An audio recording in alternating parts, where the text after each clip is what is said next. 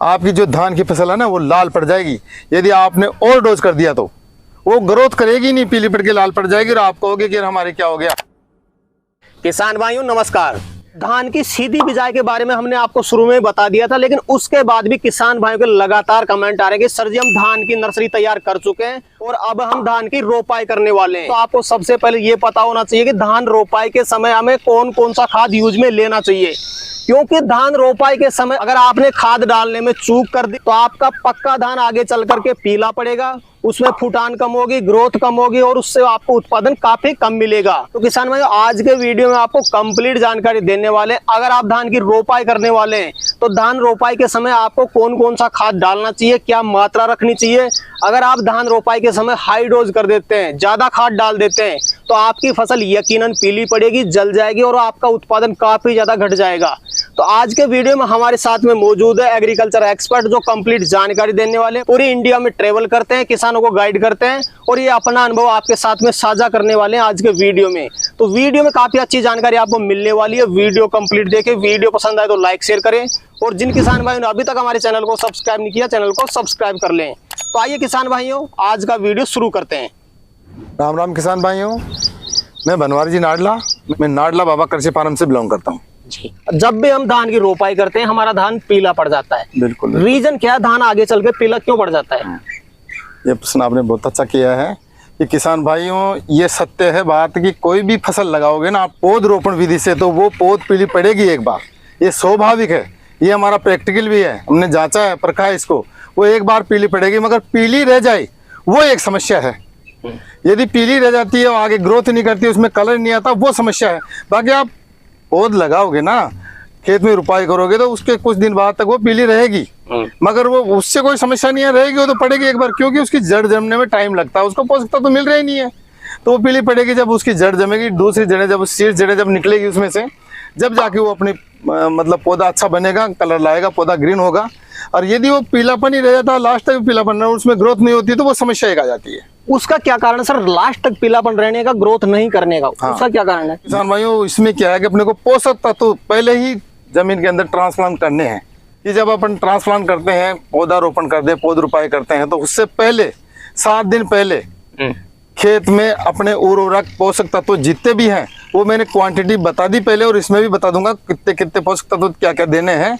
तो वो पहले उसमें डाल के रखें, तो अपना जो ही पौधा शीर्ष जड़ चलाए उसमें, और जड़ चलाने के बाद वो जो पोषक तत्व वो ग्रहण कर लें, तो पीला पड़ेगा ही नहीं।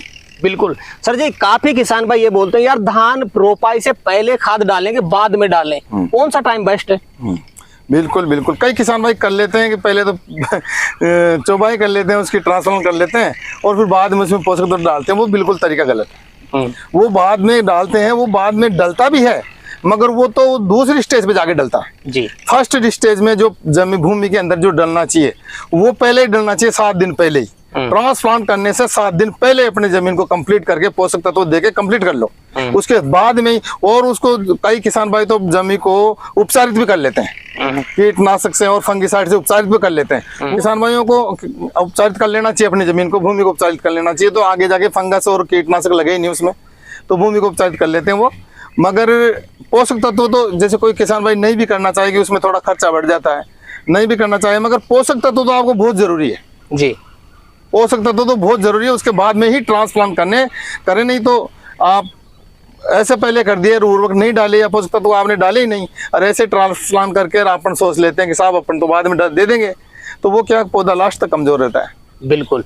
तो सर जी आगे जो कल्ले बढ़ाने की, फुटान बढ़ाने की जो खाद बेसल डोज है वो तो किसान भाई को बताएंगे, लेकिन उससे पहले जानना चाहूंगा जब किसान भाई धान की रोपाई करे उससे पहले कौन कौन सा खाद डाले और क्या मात्रा रखे? बिल्कुल बिल्कुल, देखो किसान भाइयों, हम हमेशा प्रति एकड़ के हिसाब से बताते हैं। प्रति एकड़ 1 DAP का कट्टा, 50 किलो DAP, 10 किलो पोटास,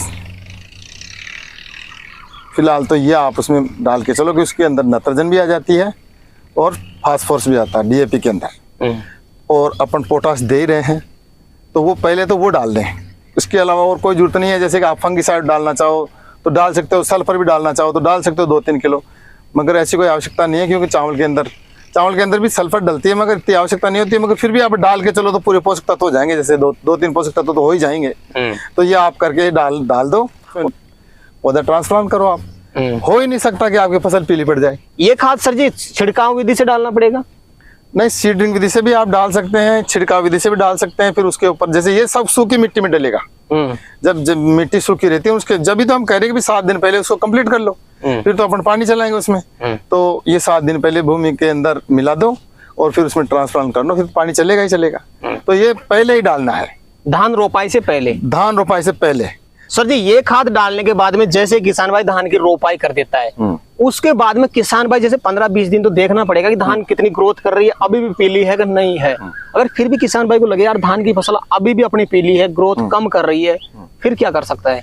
देखो किसान भाइयों, यदि 20 दिन बाद में फिर भी आपकी फसल इतनी ग्रोथ नहीं कर रही है, ग्रोथ और ग्रीनपन नहीं आ रहा उसमें, तो फिर उसके अंदर 2 न्यूट्रिएंट्स डालो आप प्रति एकड़।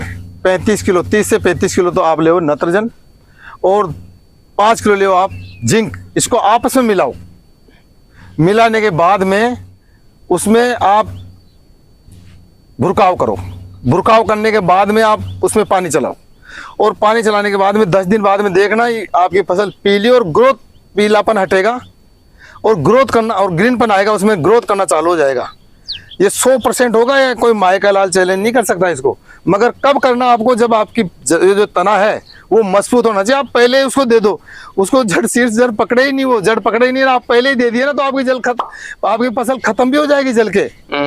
तो किसान भाइयों सावधानियां, जो चीज अपन देते हैं ना बेसल डोज, उसमें कुछ सावधानी बरतनी पड़ती है अपने को। पौधे की पोजीशन भी देखी जाती है उसमें, भाई अपना पौधा मजबूत हो गया, हाँ अपना जो उर्वरक है जो दे रहे हैं अपन, वो सहन करने की क्षमता भी उसमें होना चाहिए। तो जब पौधा मजबूत हो जाए, सहन करने की क्षमता हो जाए, तो ये 2 चीज तो अपने को देनी है। जिसमें क्या है कि आपको ये ग्रोथ भी लाएगी और पीलापन हटा के ग्रीनपन भी लाएगी, ये दोनों चीज लाएगी अपने। उसके बाद में फिर आपको एक डोज बताएंगे और जो कि आपकी बालियां बड़ी बड़े कल्ले भी छूटे। बिल्कुल सर। कल्ले बढ़ाने के लिए कब डाला जाता है खाद धान में?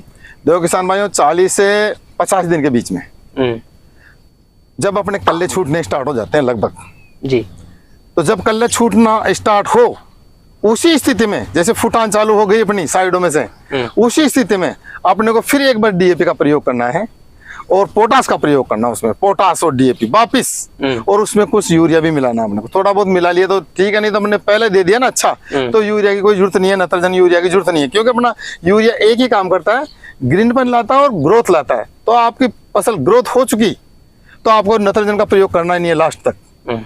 तो उसमें क्या है, फिर एक बार डीएपी और पोटास का प्रयोग करना। पोटास क्या काम करता है, फुटान लाता है किसान भाइयों और चमक बनाता है पौधे के अंदर। जैसे कि तेल डाल दिया ना पौधे के अंदर, चमक, वो चमक लाता है। और इसमें जो डीएपी है उसके अंदर 2 तत्व रहते हैं, नाइट्रोजन और फास्फोरस, जो पौधे के लिए बहुत आवश्यक होते हैं। तो इन तीनों चीजों को आपसे मिश्रण करके प्रति एकड़ आपने पहले 50 किलो दे दिया, अब 40 किलो बहुत है, 35-40 किलो करीब बहुत हो रहता है। तो और 5 किलो उसमें आप ले लो पोटास, आप इसमें मिला के और इसमें भुरकाव करके और फिर पानी चलाओ आप, तो आपके गजब की वृद्धि होगी, कलर रहेगा और कल्ले भी छूटेंगे, साथ में बालियों की लंबाई भी बढ़ेगी। बिल्कुल सर जी, कई किसान भाई जाने अनजाने में डोज को डबल कर देते हैं ज्यादा उत्पादन लेने के चक्कर में।